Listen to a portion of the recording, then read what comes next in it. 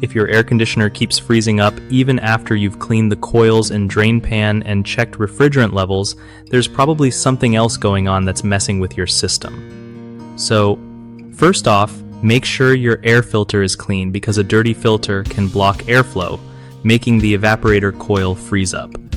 Next, check if your blower motor is running properly. If it stops or slows down, the limited air movement will cause freezing. Also, look at the outdoor unit's fan to see if it's spinning like it should.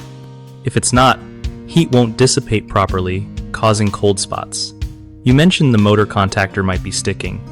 Yeah, if that relay keeps the compressor running while the blower stops, it's a classic freeze-up cause.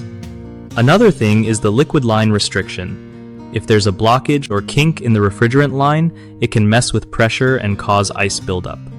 Make sure your thermostat isn't set too low or constantly running the AC without breaks, which can push the system to freeze. Lastly, keep an eye on humidity levels inside because high moisture can also lead to ice on the coils.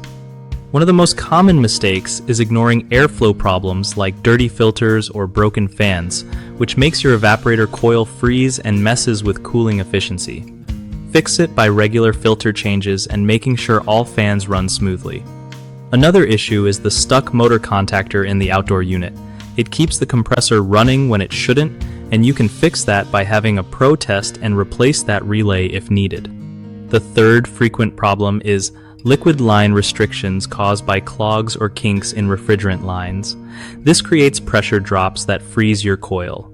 Getting a technician to flush or fix those lines usually sorts it out.